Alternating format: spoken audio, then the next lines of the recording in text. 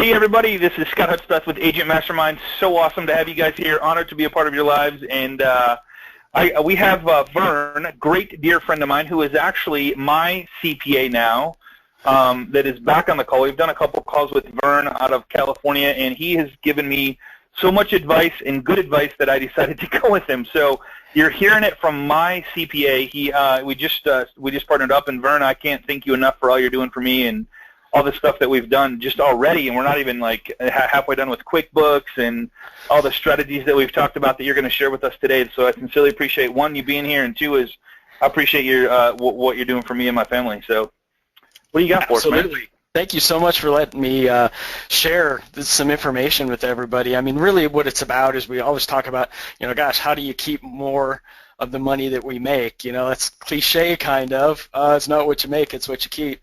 But it's so true. Absolutely. Too. Yeah, it is, 200%.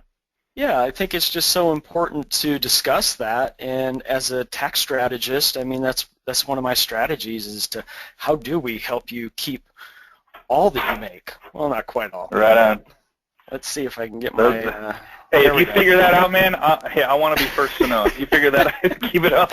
I don't think it happens legally, so it's not something we're going to talk about. But just to share a little bit about who I am, I'm a tax strategist and CPA. I've worked with small businesses for over 20 years. I started this when I was in college. I was working for CPA firms, and so I got a lot of experience working for different firms and then running my own firm as well. And I always went towards small businesses because they're the people I can help the most. And it really came special to me. In my very first CPA firm that I worked for, I was sitting in a meeting with the partner, and these clients had come in and they had a small business, and they owed like 10 grand in tax. And some people could think, oh gosh, that's not much, but for them it was a lot. They were thinking it was going to be like 1,500. And he was just saying, wow, I don't think there's anything we can do. What else can we do? You gave me this information, and I filled out the tax form. And that's when I realized that's really where the separation was. It was they gave him the information, he filled out a form, and that's what the result came out to. I realized, look, anybody can do that, right? Anybody can fill out a form.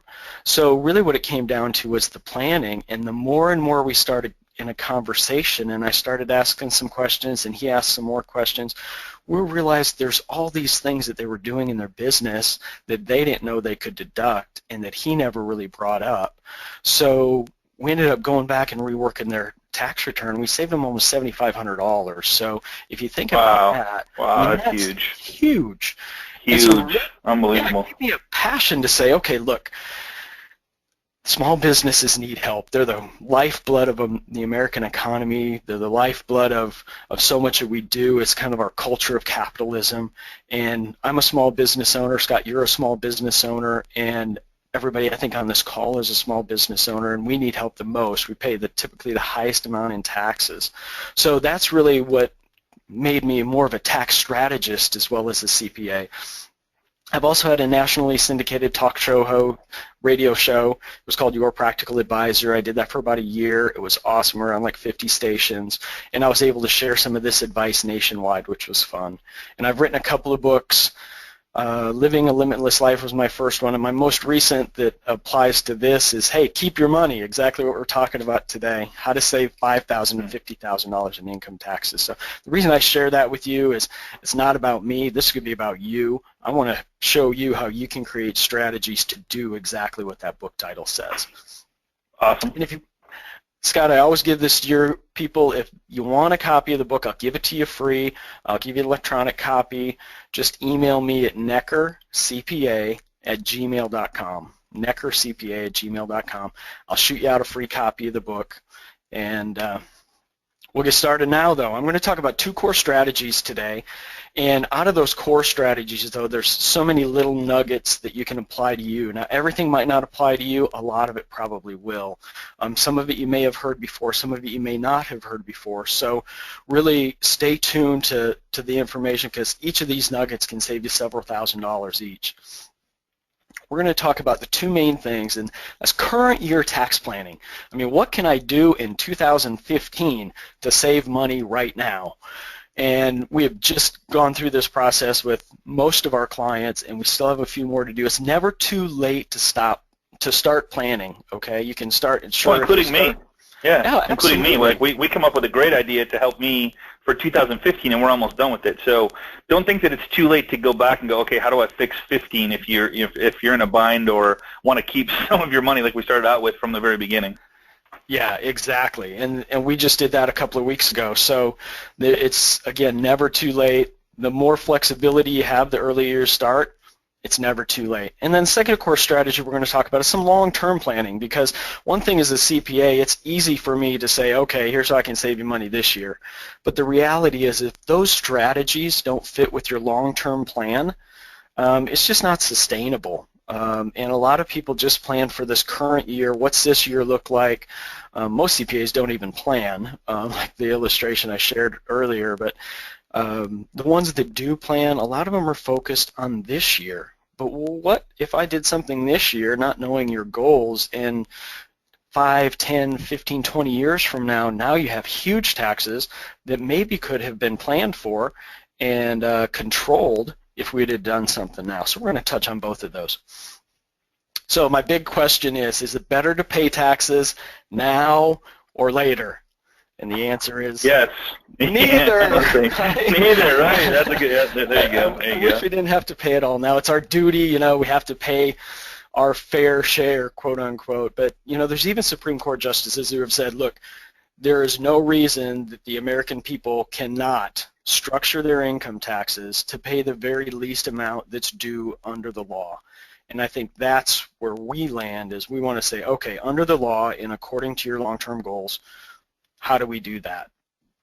So the reason I'm so focused on saving people in taxes, it's one way to create that marginal growth. Okay, wealth is created in the margins. You've heard that before. Whether it's making an extra $500 or $1,000 on a deal, or saving an extra $5,000 or $50,000 on your taxes in a year, that incremental wealth is what creates long-term sustained wealth. So we're going to talk a lot about that today. So let's talk about current year tax planning. So why is it so important? And not only saving money, but this is crazy. This is stat right from the IRS. Americans on a whole overpay their taxes by over $1 billion every year. I mean, that's a huge number, right? Huge number. Unbelievable. Unbelievable. 60%. That's just sad. It's so sad, and 60% of the returns are actually filed by tax preparers.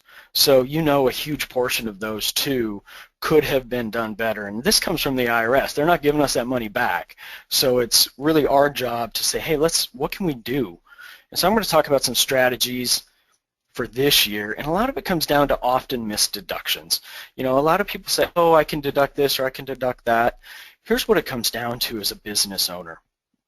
The main difference between a business owner and an employee is that an employee gets paid on a W-2, all their taxes are withheld, and then they live their life on what's left over, okay? The advantage of a business owner is the fact that you make your money, you live your life, and then you pay tax on what's left. So when it comes down to what can I deduct, if it looks, feels, smells like business and it's justifiable, obviously there's things under the code that are limited, but for the most part, that's the rule of thumb I give my clients. I tell them, I'll rein you in when I need to rein you in. You need to think about everything as a business, and especially real estate professionals. They don't go anywhere in the world, quite frankly, without checking out real estate. So a lot of times we miss a lot of those deductions if you don't think about those. So let's talk about a few of them. The home office deduction, and this is huge. When I first got into this industry, it was like taboo 20 years ago to take a home office deduction. There was this big lawsuit by the IRS against a doctor named Solomon, and all this case law that basically said he was just abusing this rule. And so most CPAs just said, no way am I taking that home office deduction. Now I'll tell you today, there's no taboo with it. Now there is a right way and a wrong way to do it. I think I've done it right because over the last 20 years I have never had any IRS examination, look at a home office deduction, okay? And I've only had 2 examinations. We call IRS examinations, you'd call them an audit, is kind of the street lingo for that. I've only had 2 audits in my entire career. So the home office deduction is valid, and the way you take it is, it's basically based on square feet. So if you have a 3,000 square foot home and 300 feet is office space, then that's pretty straightforward. 10% you get to deduct. So what can you deduct? Really, again, it goes back to looks, feels, smells like business, but now these are things that normally wouldn't be deductible. Your home personal utilities, your gardener if you have one, repairs, maintenance. Some people take depreciation. Typically, I don't, and the reason we don't take depreciation is because then you have to recapture that when you sell your home, and it doesn't all fall under that nice home sale exclusion of $250,000 for single individuals and $500,000 for married people. So you have to recapture some of that. So I typically don't take depreciation. There are cases where I do, but really anything that's can be based on that office, you can deduct. If you remodel that office, that remodel is deductible, okay? But here's, especially for real estate professionals, here's the power of the home office deduction. It's not necessarily just these things I've listed here. These will probably save you somewhere between $1,000 and $5,000 a year in taxes, depending on the size of your home and your amounts for these items. Where it really comes into play, though, is real estate professionals drive a lot. They put a lot of miles on. And according to the tax code, driving from your home to your office does not count as business. Okay, so that's personal commuting miles, which cannot be deducted. Driving between office and office is 100% deductible. So these may only save you a few $1,000s a year, which is a lot of money. Don't get me wrong. I talk like it's nothing, but I'm going to show you some really cool strategies later to save you more. But we see typically real estate professionals especially, which I focus a lot of my practice on, they increase their business vehicle use deductions by sometimes as much as 25%. So that's a huge number. Then business travel, that's another one, okay?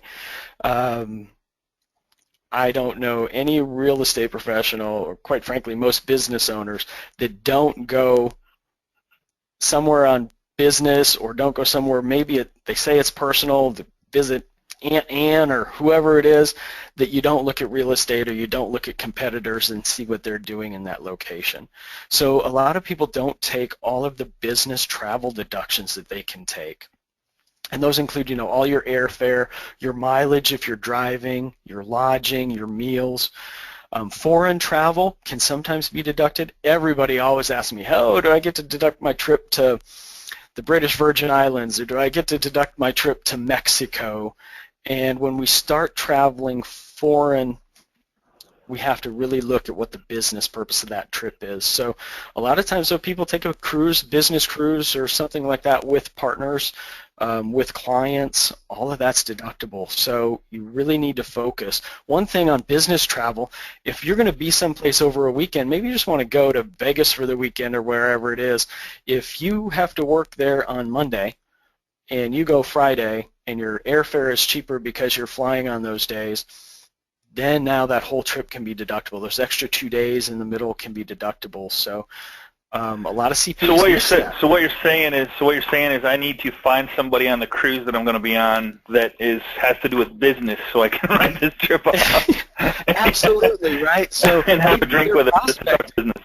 Yeah. They have singles cruises, and people go there and prospect on singles cruises, but also have a lot of business cruises, right? I've spoken. What if I just stand up in the middle of the pool area and start presenting? Is that classify or? Gosh, for you, Scott, it probably would, because I think you have. Okay. All right. You can prospect, and if you can say, hey, part of this trip's pleasure, part of it's business. Maybe you don't deduct 100% of your trip, but you can sure deduct part of it, especially if you can justify that. So a lot of associations put together trips like that. I know internet marketers do it a lot. I'm sure there's some real estate ones out there. There's a lot of different industries promote that because the cruise industry does that. And whether you like cruises or not, that's fine. But they also have seminars overseas and things like that. So certain trips like that, be careful with the foreign travel, but also don't not take it because your CPA said, oh no, that's personal. Surely you didn't do any business there. Okay, so don't miss that deduction. That can literally be thousands and thousands and thousands of dollars of tax savings every single year. Now let me qualify that real quick since I'm talking about it. I have a lot of clients who say, oh, well, you said I could deduct this, so I made $100,000 last year and I had $50,000 worth of meals and entertainment. That's when it's my job to kind of pull the reins in and say, okay, that's probably not reasonable for you, your income level, or your industry. Now some people, you know, it just depends on what the industry is. So we have to remember taxes are a very, very personal thing. And so your situation is probably different than the next guy. So you have to really be careful about saying, oh, Joe does this, so I can do this. You just have to really think about, hey, this is personal to you. That's why a tax strategy should be personal to you. HSA plans, this is something that's evolved over the years. It stands for Health Savings Account Plan, and it used to be just for self-employed, and then it was for self-employed and employees, and then it depended on the plan, and then some of them you couldn't get your money back out, and HSA plans you can. They've really honed this in. So the thing about an HSA plan is it's pre-tax. So if you can pay for things you're going to have to pay for anyway, and you can do that before you pay taxes on that money, it saves you typically about 40%. So, I mean, that's a huge savings. So with an HSA plan, go through some details, but you have to have qualified insurance, and that means everybody's not going to qualify, but typically it's a higher deductible. It's an HSA qualified plan. But for a family, you can put away $6,500 a year. So if you think about, gosh, what's the buying power of $6,500 a year? It's not a huge tax savings, but it's like spending over $9,000. I can pay for orthodontics, dentist, all your out-of-pocket type medical that normally wouldn't be covered. So it's not huge, but it is, right? Wealth is made in the margins. Yeah, right. $3,000. So you have to think about that and say, okay, so if that's the kind of insurance plan that I want, and that works for me, then this is a strategy that's often overlooked. Now, the thing about an HSA, if you do have a qualified plan, you can actually set that HSA up now. You can put that money in there now and get the deduction for this year, okay? And you can actually make some of those contributions next year and have it applied back to this year. So that's one of those things that if you have the plan set up, you can actually take some benefit for that even after the end of the year. So if your plan's qualified and you want to save some money, you have medical expenses out of pocket that you're going to end up being paying. I have 2 kids in braces, so this plan works great for me. Yeah, right, exactly. So you always have to think about those little things about what's going on in your life. And then we'll talk about retirement plans. So there's a lot of different kinds of retirement plans, but the main difference between all of them is there's before tax and there's after tax. So some retirement plans you get a tax deduction for now, and you're taxed on those funds when you withdraw them. And then the after tax ones are where you don't get a tax deduction for them now, but you're not taxed on them in the future either. So it's kind of the best of both worlds.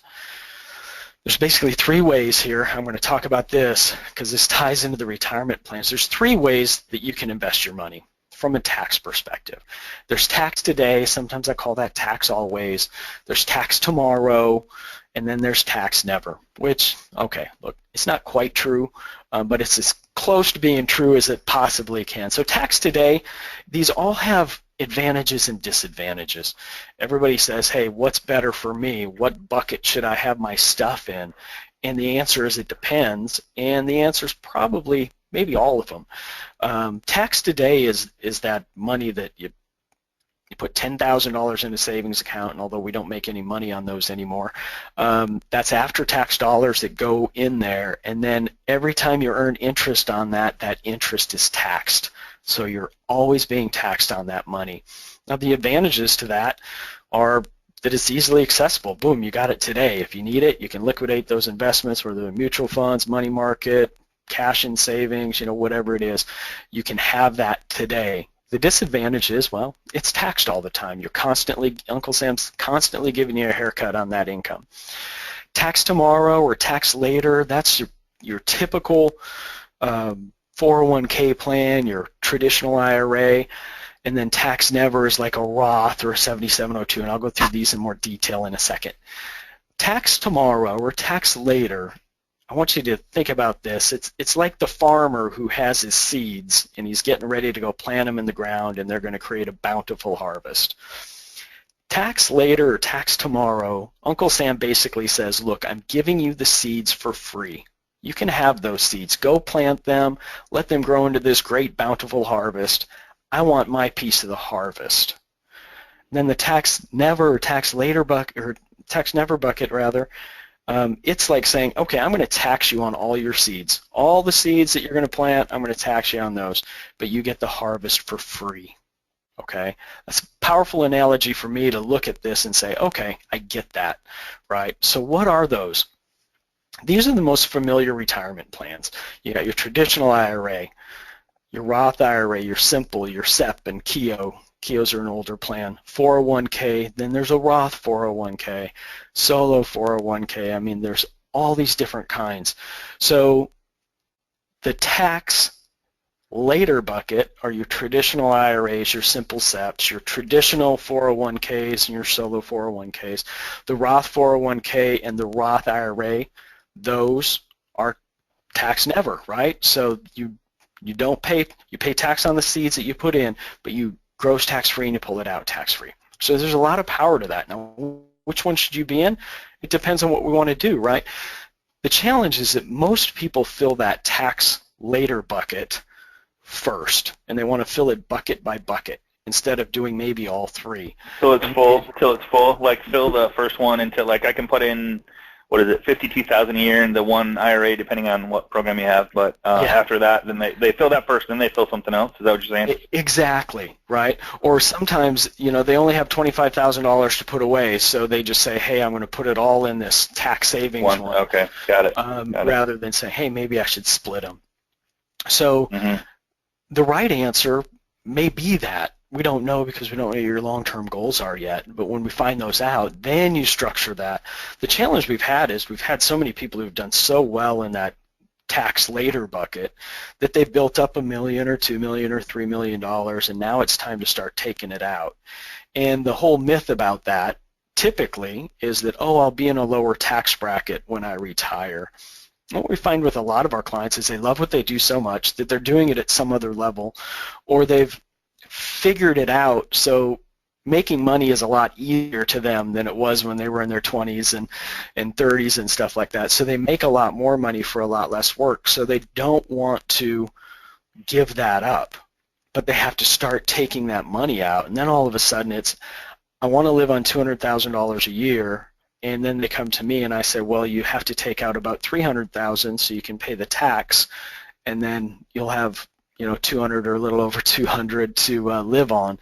And that's a totally different retirement picture if you're basing that on, I've got $1 million invested or $3 million invested, whatever that number is. So it's not so much about not doing that, it's about saying, how can I control that income? If they had done both, the tax never and the tax later, then they can say, I don't have to take as much out of my tax later bucket, so I'm going to shrink my income tax liability, and I'm going to take some of this tax-free money out of my Roth IRA or things like that to help control that income. So it works both ways. So the thing about a Roth now, a lot of people say, whoa, gosh, I make too much money to make a Roth contribution. Yeah, because you make over $160,000, boom, you can't do it anymore. So here's a secret. Maybe you know, maybe you didn't know. You can still make a Roth contribution. It just takes 2 steps instead of 1. So there's a loophole in the law. When the law first came out, it was if you make over $160,000, you cannot make a Roth contribution, and you cannot roll your traditional IRA over to a Roth. Then Uncle Sam needed some money, and they said, well, wait a minute. What if we let anybody do that rollover into a Roth IRA from their traditional and pay the tax now?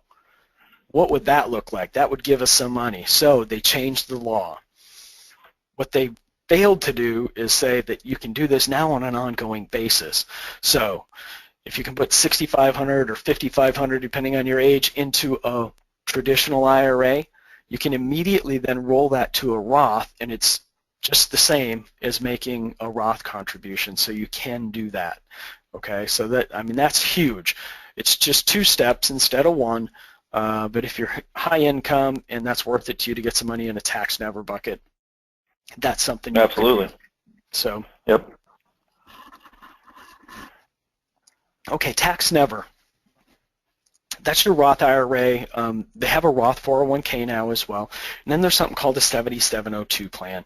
And really what it is, it's cash value life insurance. The difference between that is the Section 7702, the IRS basically dictates what's the most amount of money I can put away to take advantage of that tax-free growth and tax-free withdrawal for the shortest or smallest amount of insurance. Typically when somebody sells you insurance, and it's got a really bad rap, I think, when they sell insurance, they want the highest amount of death benefit or death insurance, what I call it, as they possibly can, because that's how they get paid, right? The smart people, though, they say, look, I don't need to get paid as much, but if people are going to put a lot of money in here and use this to its fullest tax advantage, that's the power of some of those cash value type policies. And the 7702 is really the code section. You've heard of 401k, that's a code section 401k that outlines the parameters of those retirement plans, and the same with 7702. So it may be an option, it may not, but that's one way to do that. The thing about a 7702, there's no income limitation, so like the Roth, the 160, even though it's 2-step, but there's also no restriction on how much you put in. So on a Roth, if you're putting in $6,500, you can put, I've worked with a guy, he's created plans that people put $25,000 a year in, they put 50, 100, 200, 300. So there's really no limitation because you're creating this bucket that works for you. Now that money grows tax-free withdrawal. You also don't have the age restrictions. So your retirement accounts are 59 and a half. You have to be, if you want to take those funds out without penalty. And a 7702 you have easy access to the funds. There's no penalty. You can actually borrow it out. There's a really cool strategy. I'm not going to talk about it today, but it's really kind of self-banking, and a lot of my real estate investor clients love it because they can stick cash here and then they can borrow it out and use it for their next deal and then put it back. So really, really flexible. Does that work for you? I don't know if it does or not. So the bottom line is, one of the questions coming in, Vern, is like, so they, when should I start thinking about, like, obviously your income needs to be more than your expenses, but at what point should I start thinking about and being able to use some of this stuff to decrease the amount of money that I give to the government and keep more of what I have coming in? What number does that really start to take effect? Really where you start saying, okay, what should I be doing? You're obviously, like you said, you're making more than you're spending. That's strategy number one. And then you kind of go back to basic financial planning. I've got some cash in the bank, and I don't have to worry about, next month or the month after that, because that's what that tax always bucket is about, is the kind of that emergency type fund. Once those two things are in place, you should really be thinking about, okay, what do I want to accomplish long term, and what does that look like? Is that a tax later or tax never bucket? And college funding comes into play if you have kids and you want to do that kind of stuff. So really, if you're at that stage where you've got some cash put away and you're comfortable and things are cranking and you want to pay less taxes as a self-employed person, you need to start thinking about that now. The challenge is the easy solution for most CPAs is, go buy a new vehicle, we'll deduct it, yada, yada, yada. And that doesn't really fit within a long-term plan. I mean, I'm all for buying a new vehicle if that's what we need to do, if it makes good business sense. But my strategy is, if it doesn't make business sense, it is just flat out stupid. I'll just say that. Yeah, right. Stupid to go spend $10,000 to save $4,000, and that's at a 40% tax rate. Now, if you were going to buy a vehicle or a computer or anything like that anyway, timing is perfect. Let's time it to where, hey, We do it when it's most advantageous to you, but don't just go spend money to save money on taxes. Somebody once told me that, once you have those long-term goals in place, all these little short-term decisions, they fall right into place. Should I do this retirement plan? Should I buy this? Should I do that? Should I get a different house? Should I refinance my mortgage? When you have that long-term goal in mind, it's easy. All you have to do is go look put the number to at that long-term goal and say, is this in alignment? If it's in alignment, do it. If it's not, don't.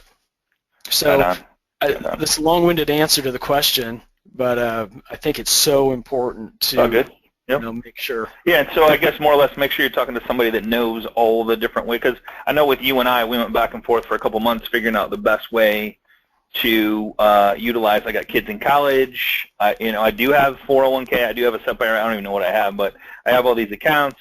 So it takes time to dissect and really truly give you, because you have to pick an option. But I want to pay less in taxes. So how do we make that happen? And so we're coming up with different ideas to make that happen. But every person on this call is going to be a little bit different. And so I think having a conversation with somebody that knows all of the different avenues and all the different strategies and all the different ways to make it better for you and your family, short-term and long-term, before tax, the after-tax bucket, the never-tax bucket, like all that stuff. You gotta look at all those in the big picture of things. Like, what do you want to accomplish? Exactly, because these are all tools. So it's just, how do we get to where we're going?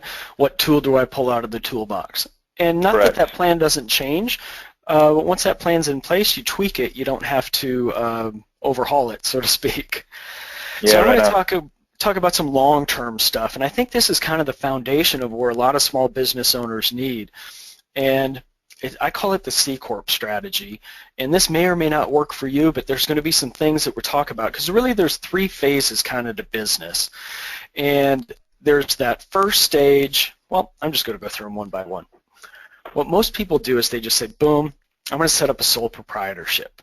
And they just go into business, right? It's easy, right? That's why they do it. There's no entity to set up or anything like that. Sometimes you have licenses, whatever. But the reason it's easy is because you typically pay the highest taxes.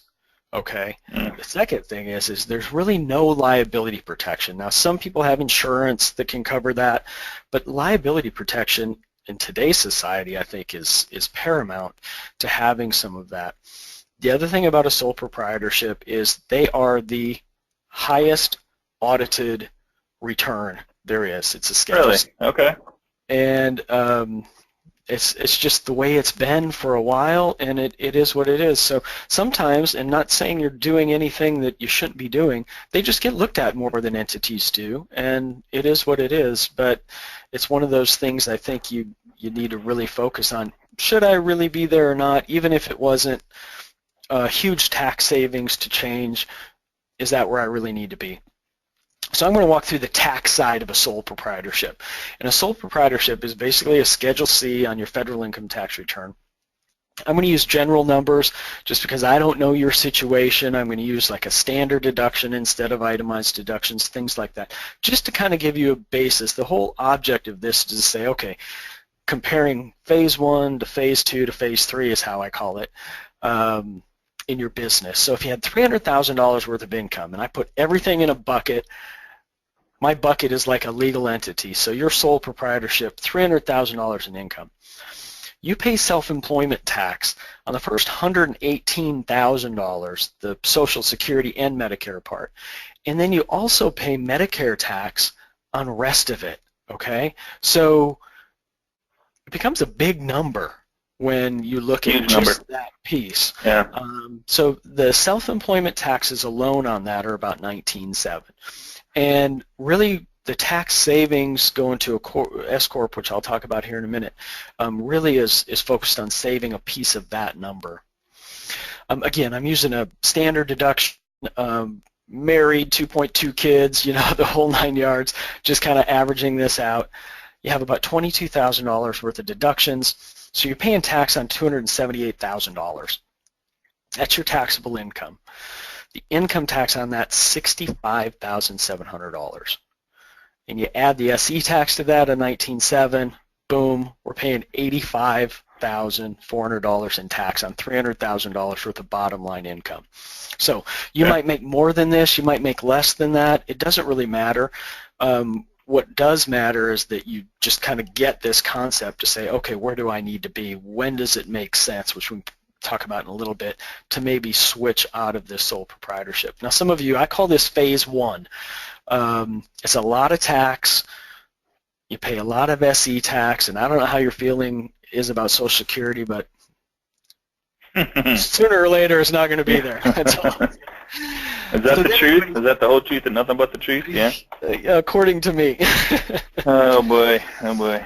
Okay. So then everybody says, so what do I do? Should I set up an LLC, a limited liability company? An LLC gives you liability protection. I love them. Okay, that's the one main reason I really like them. The thing you got to be careful about, though, is you get no tax savings unless you do what. Here's why I really love LLC. This is my favorite entity if it's done right, and I'll just say that. It has to be done right, because number two can come back and bite you if you don't do this.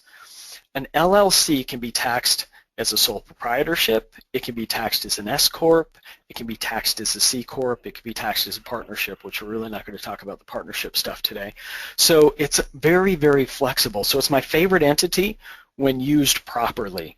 A lot of people, as a matter of fact, I had a client who came to me and said, I set up an LLC, I should have all these tax savings. And unfortunately, they didn't do anything else. They didn't do anything with number three as far as how do we want to be taxed.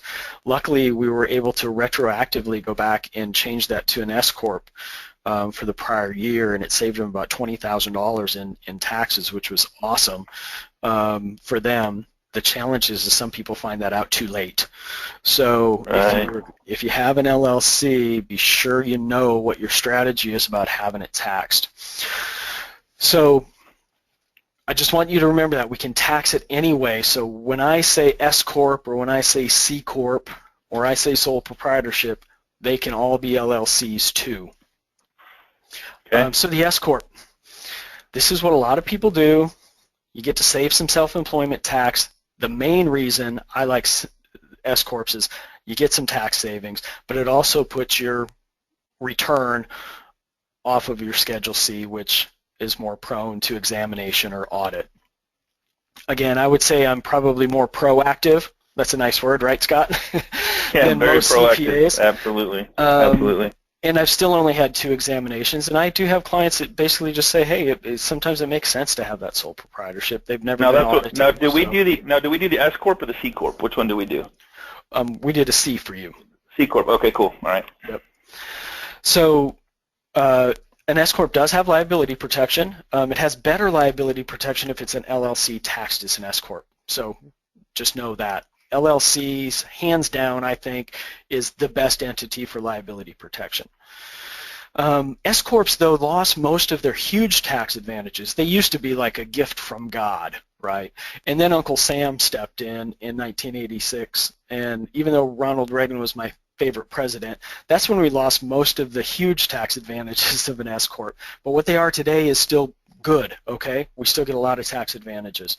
So an S Corp files its own tax return, but it doesn't pay its own tax. All that income flows through personally to the owner, and a lot of items flow through separately, like health insurance deductions and medical expenses and things like that.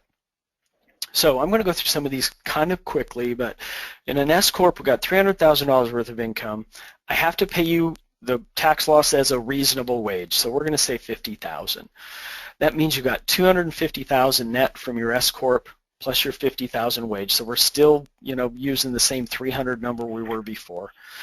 You take off those deductions we talked about before, your taxable income's $278.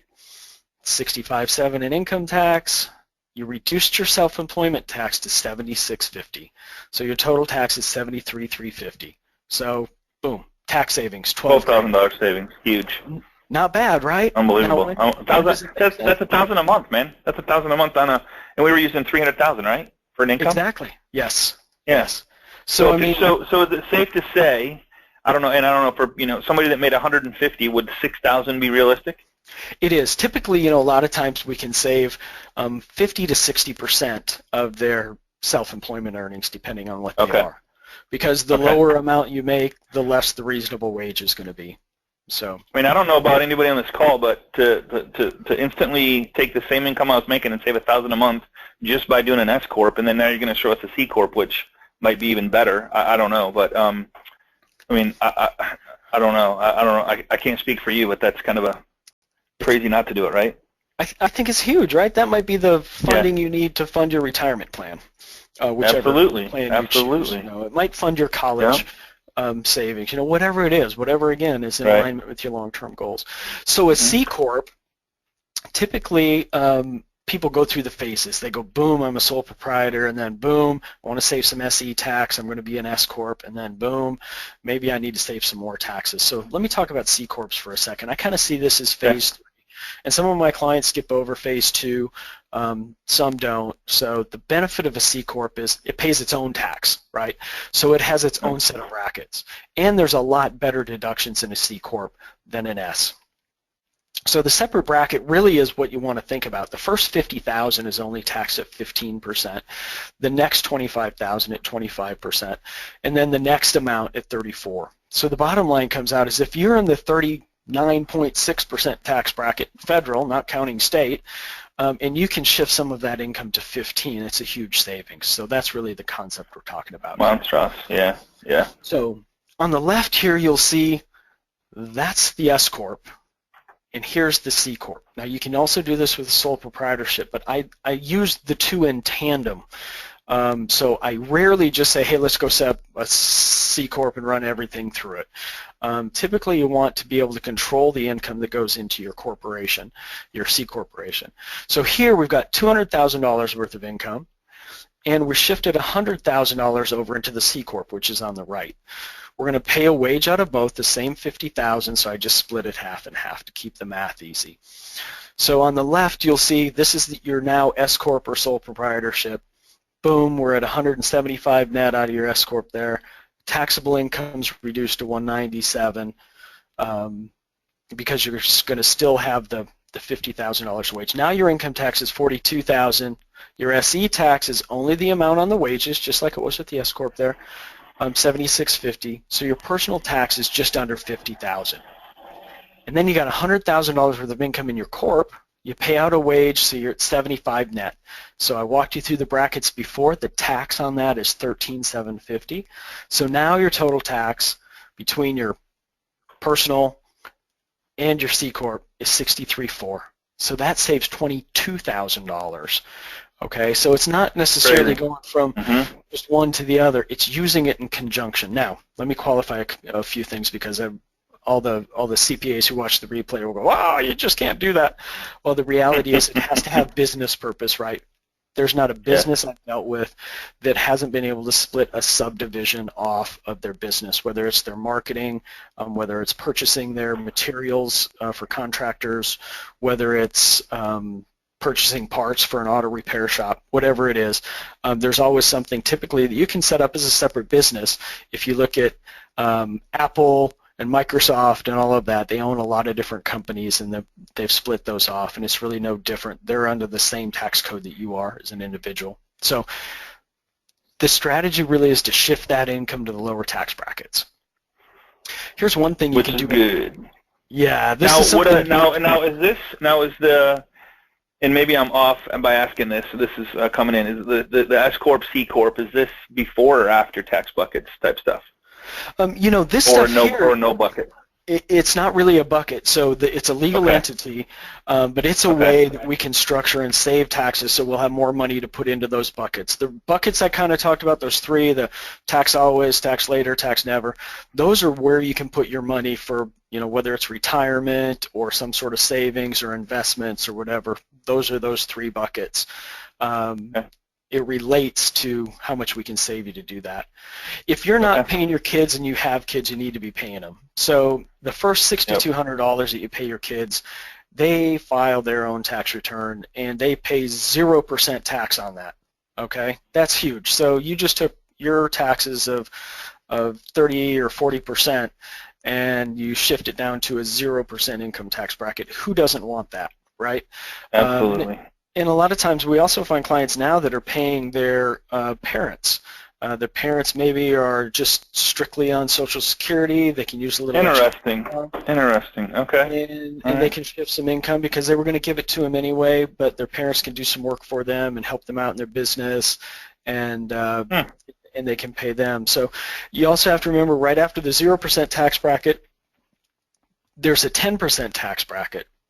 So if your kids are willing to work and you want them to work in your office, whether it's cleaning it up, whatever, there's a lot of different strategies to do this. I won't go through them all. Pay your kids, some great tax savings there. And then I'm going to touch on this, but a C corporation can have a fiscal year end. And here's where the power of that is. For example, if you have another business and you pay expenses to your C corporation in December, and your C corporation has a November 30th year end, a December 1st start date, what that effectively does, if you did that this year and that was your structure, that effectively defers paying the tax on that money that was paid to your corporation to do whatever it's doing for you for 14 months. So now we're not paying tax on that income till February of 2017. And the power of having that money at your disposal in your business to grow your wealth is huge. Time value of money. Einstein called it. Yeah, exactly. And just if you earned a little bit of interest on it, it's more than you had if you had to get rid of it. Exactly. There's a lot of different things we can do with it. Yeah. So. Awesome. Yeah, most business, I know, they can use that money in their business, and if they're marketing or whatever, they're turning positive return on those marketing dollars. Absolutely. Writing small checks to cash big checks. Absolutely. Yeah, it's huge. Yep. So C Corp, real quick, more better deductions, medical deductions. Some clients of mine have very high medical expenses. Medical expenses are severely limited. Inside of a C corporation, there's no 10% AGI limitation. Your medical plan can cover you as an owner and employee, and 100% deduction. Education deductions, and I put these code sections here because everybody always says their CPA says I can't do this, and so I put the code section in for the CPAs. You can pay up to $52,000 or $5,250 per year per employee. So if your kids are working for your corp, you can pay for some of their education costs. This is available not just to C Corps, but to everything, every entity. You just have to set it up. And it's called the Section 125 Cafeteria Plan. And it's really a way, like that HSA we talked about earlier, to use funds that you're going to spend anyway for certain things like daycare, things like that. You can set that up under a 125 plan in your business. And now you're paying with pre-tax dollars. It might not seem like a lot. It's huge. It can be huge. I mean, it's 40% more buying power. So, big question coming in, Vern, and this has come up a couple times. I wanted to address it. Now, you're in California, but what states do you work with people in? Like, I know that you've had clients in, I think, every state, but maybe that's not the right answer, so I thought I would ask. What states do you have clients in, or what states can you work in if somebody wanted to work with you? I can work in any state. So, CPA license, allows me to still prepare taxes for you no matter what state you're in. I don't have to be licensed state by state. It's not like financial advisors and realtors and things like that. So I have clients all over the country, from New York to California to Wyoming. I don't believe I have clients in every single state. I don't have clients in every single state now that I'm thinking about it, but I have clients probably over half. So. Okay. Also, C corporations, they don't have to be set up in your home state. If you have an online portion to your business or something like that, those can be set up in a state that's more more beneficial for taxes, so to speak, and they also have liability protection. So a lot of people say, well, why isn't everybody doing this? The myths are that they're complicated and there's double taxation. Double taxation is there if they're not used properly. So when a corporation pays out a dividend, it doesn't get a deduction. The recipient has to pick it up as income. That's the double taxation of a corporation. So you structure your payments out of your corporation so they're not dividends. It's pretty simple. C Corps aren't for everybody, though. I'll just tell you that. You have to have the right set of circumstances. Will it work for you? It could. Is there an income limit on that? Is there an income for C Corp? Like, I should consider this at what, or is there a reason I would consider a C Corp? I would consider it once you know you have $50,000 worth of income that you could peel off of your business. If you're living on every single dollar that you make, a C Corp strategy is probably not for you. The challenge with the C Corp is you want to be able to have some of that cash, although you can access it. You want to let that income grow in that C Corp. So that's how we get that shelter, so to speak, is of using that C Corp. So if you're spending everything you make, it's probably not strategy for you. I had a client once who was a contractor, great guy. Unfortunately, he passed away several years ago. He became a dear friend of mine, but he said, Vern, when I said, why do you have a C Corp? Because most CPAs are taught, oh, C Corps are bad. When you really study them and do the work, they're awesome. And he knew this, even though as a green CPA when I first met him, I didn't know it. He said, Vern, all I have to do is live inside my C Corp. And then we talked about that for a while, and I was like, okay, I get it. So you have to know how to use your C Corp, which we educate our clients on, but he was living in his C Corp, so to speak, and it worked for him. So if you want to implement strategies like this, a corporation, S Corp or C Corp. With a C Corp, you got to choose your state. Sometimes you can have it outside of your state, depending on your business. You file articles. You choose a fiscal year end, which is important in a C Corp strategy, and then you create your bylaws. You get a federal employer ID number, and you're off to the races, so to speak. So this strategy can save a ton of money. You just have to know if it's right for you. So that's right. Amen. The bottom line is these are tools. That's all I wanted to give you today was some tools. There's strategies I think that can work for your business, strategies that are flexible for you, and really strategies that give you that freedom, right? Wealth is created in the margins, and wealth gives us freedom. So that's kind of what I got, Scott.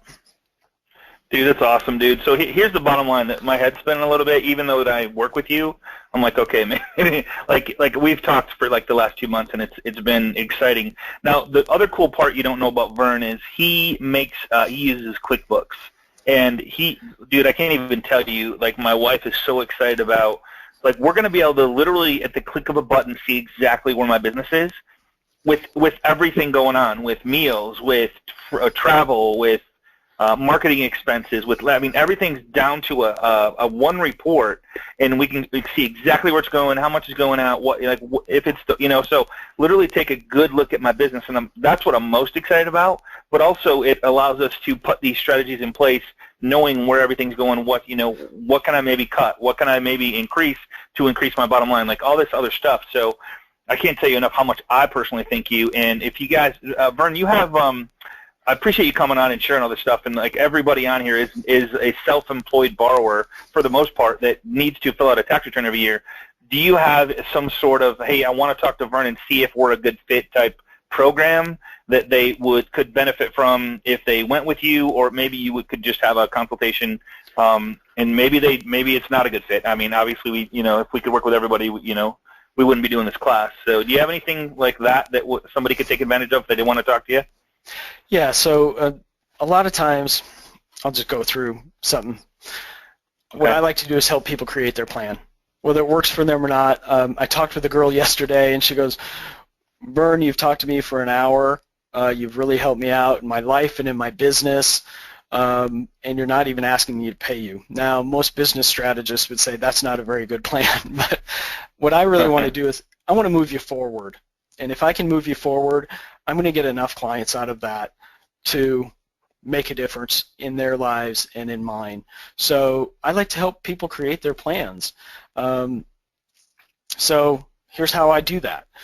You basically go to save50kintax.com/strategy. Okay, I'll leave that up there too so you can see it.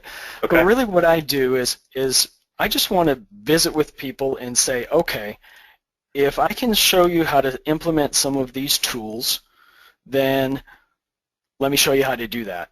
Now, we may be a good fit or we may not. We don't know that yet. You don't know me and I don't know you. So what we do is we really use that call to get to know each other. And I don't have a lot of space to do this. Obviously, I could do a lot of free things all the time. And so I usually only take 17 people per month that I actually sit down and visit with, and I don't know how many people are on the webinar today, but so I have really 17 spots that I can actually fit into my schedule to say, look, let's sit down and create a plan for you. I do that basically free, okay? So here's what I do ask you to do, though. I ask you to leave a show up deposit. It's totally refundable. I don't want your money. When you go there, there's a form to fill out. You leave a $500 deposit. Now, I relate this to a lot of real estate professionals don't want to show a house until they have a qualification letter or something like that. I just want to make sure you show up. Don't waste my time. I don't want to waste yours. So just show up. And if you do that, so mark it in your calendar. So put it in your calendar. Yeah, put it in your calendar. You put down the $500. It's a show-up fee. So if Vern gives you a plan, he's going to spend time with you. He's going to talk about your situation. He's going to give you a plan. And if you say, "Hey, Vern, thanks. Like we're not a good fit," you get your $500 back. So more or less, like it's you wouldn't want to show up to a house and have somebody not show. I wish we could do that as real estate agents. Charge somebody $100 or something so they would show up to look at the house.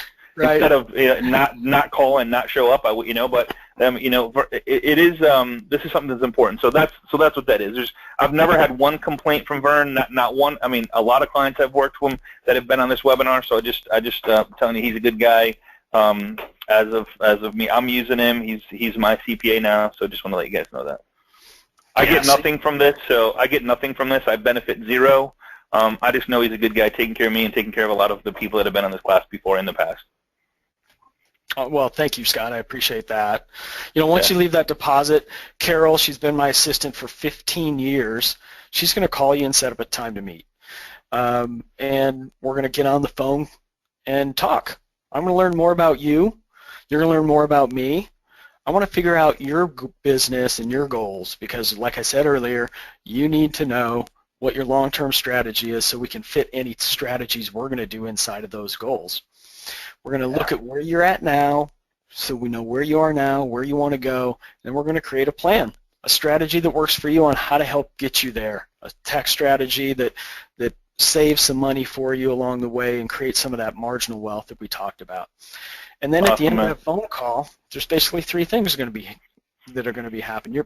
At the end of the day, you're going to have that plan that's tailored for you that you can implement that's going to save you, I think, thousands of dollars. I've never had a call that I didn't at least save $1,000.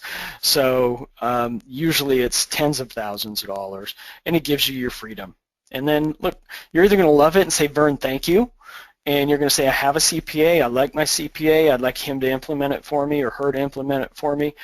I'm going to say, cool, that's fine. Take that plan, go do your best work, be the best steward that you can be, show excellence every day, here's your $500 back. We may decide we're not a good fit. That rarely happens, but sometimes I cannot help people. I've had phone calls where they just, whether they weren't quite honest or they thought they were someplace where they weren't, we just weren't a good fit, and that's okay, right? I give you your $500 back. And a lot of times people say, look, I love it. Can you help me? And I say yes. And so we implement the strategies. We do all your taxes. We talk every month. Scott just said, look, he can see every month where his bookkeeping is. Boom. We take that information, and every month we talk so we stay on track. So basically the bottom line is we just do all of this so you can focus on making money. So all right, and what's that link? There we go. So so save 50,000 and it's right there on the screen. Save 50K in tax.com/strategy. Vern, thank you so much, man. I appreciate it. I appreciate everything you've done for me and my family, and I'm already seeing results. And it's exciting to see that my wife's not going to have to spend 2 months on taxes because it's already going to be done, with a couple minutes each month, which you have no idea. She still feels like guilty about that, so she's going to find something to do. But I know that she's going to have less to do because it's all already there in the bank account. So I appreciate you for that. Give me some time back with my wife, which is really cool. And awesome. So go to save50kintax.com/strategy. Give Vern a call. Set up an appointment with him just to see what he can do for you. And Vern, I appreciate you sharing everybody, sharing strategies. Take what you've learned here. Go meet with your tax accountant. show them the recording. To get a copy of the recording and the PowerPoint, just go to the one professional that sent you to these classes, and they're more than happy to get you those so that you can take the recording to them if you want. Have your accountant watch the recording if that helps, but or go to this link and give Vern a call. Whatever's best for you. That's what we want. So I appreciate you guys. Thanks for being part of Agent Mastermind. And again, coming up on the end of 2015. Here we go, 2016. So I hope you're ready, and I hope I just look forward to seeing some success stories. So thanks again, Vern. Happy holidays, awesome. My brother. Thank you so much, Scott. Thanks, man. Take care, everybody, and we'll see you same time, same place next week on Agent Mastermind. Have a great day, everybody. Bye-bye.